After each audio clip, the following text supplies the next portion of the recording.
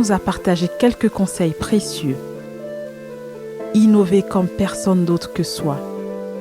Cultiver son unicité et sa singularité. Aller au-delà de la facilité, de l'évidence et donner le meilleur de soi-même. S'autoriser à faire différemment. Trouver sa zone de génie. Et un message tout spécial pour les femmes. Osez, osez, osez, mesdames. L'open innovation, c'est ça, c'est l'écosystémie. Moi, je ne crois plus à un quotidien d'entreprise enfermé autour de ses murailles, avec ses relations classiques avec ses fournisseurs. D'accord.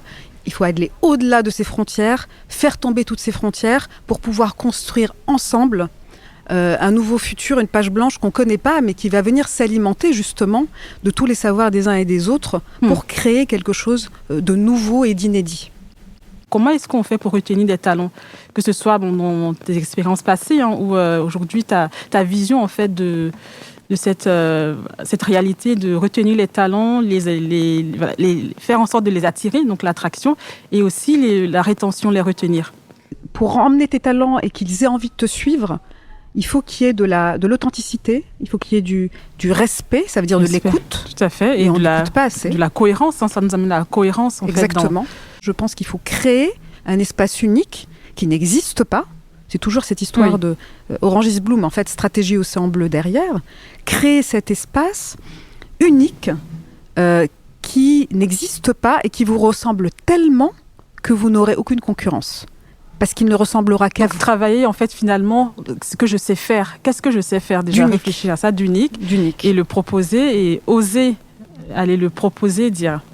Donc, l'audace, finalement. Il faut Exactement. Oser aller... Exactement. Mais avec une proposition toujours. Je pense qu'il ne faut pas juste dire... arriver avec une feuille blanche. Non, il faut venir toujours avec une proposition et même quelque chose de très, très détaillé. Moi, j'ai toujours fait ça. Est-ce qu'il n'y a pas aussi une question de perfectionnisme, de vouloir être parfaite Mais bien sûr. Je pense aussi... Ça se travaille. Ça se travaille, je pense qu'aujourd'hui, il y a pas mal de programmes aussi en entreprise pour accompagner des femmes...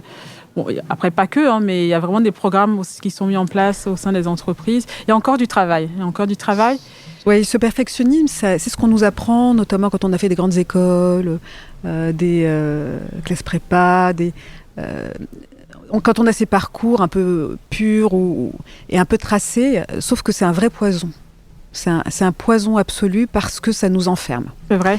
Et l'enfermement, le cadre, ça nous enferme dans une vision déjà prédéterminée de sa vie, prédéterminée de ce à quoi on pourrait contribuer. Alors que ce que j'essaie de dire depuis tout à l'heure, c'est que justement, la création et la valeur, elle est en dehors de ces espaces. Elle est aux interstices et elle est dans ce machin que tu contrôles pas, en fait. Tu contrôles pas, tu es perfectionniste, tu essaies de tout contrôler. En plus, tu contrôles rien. Contrôle pas. Anti-agile. Pour utiliser ce fameux terme, c'est anti-agile. Et je crois que d'autant plus si on veut aller chercher tous ces ressorts de l'intelligence collective qui sont ceux qui vont faire la différence, il faut laisser de l'espace. Il faut laisser de l'espace. On parlait d'écoute. Tu sais bien qu'on n'écoute même pas à 20% ce qu'on nous dit. On se prépare déjà à répondre. C'est ce qu'on dit. Alors qu'on a deux oreilles pour écouter deux fois plus. Exactement. Et en fait, les pépites, elles sont où ? Elles sont dans ces 80% où tu n'as pas écouté et tu n'as pas rebondi. Et c'est pour ça que cette histoire de perfectionnisme, j'aime beaucoup parce que tu vois, ça prend tout l'espace. Et si tu ne laisses pas d'espace à tes collaborateurs, à tes partenaires, à tout le monde, à tout ton écosystème, tu fermes les yeux sur toutes les opportunités extraordinaires qui sont autour de toi. Tu les vois pas. Tu restes dans ton petit cadre, dans ton petit silo et du coup dans ton océan rouge. Oui. Non, mais c'est génial. Donc le message, c'est vraiment pour les femmes, là, en tout cas en l'occurrence, c'est d'oser, d'oser, d'oser, d'oser. Partir. Donc nous allons... Merci. Alors, je vais poursuivre ici avec maintenant la question de la culture leadership partagée. On l'a évoqué déjà un petit peu, de comment est-ce qu'on le met en place pour qu'il soit partagé avec l'ensemble des collaborateurs et la notion aussi de diversité, toutes les diversités en entreprise. Donc, aujourd'hui, l'idée, c'est vraiment de dire, lorsqu'on a des projets de transformation, comment est-ce qu'on s'organise aussi pour avoir ce leadership partagé et prendre en compte toutes les diversités au sein de l'entreprise. On l'a évoqué un petit peu, mais voilà. Je veux bien avoir ton avis là-dessus. Alors, je vais essayer de me remémorer dans mon passé, puisque j'ai souvent piloté des équipes, comme je te le disais en introduction, diverses.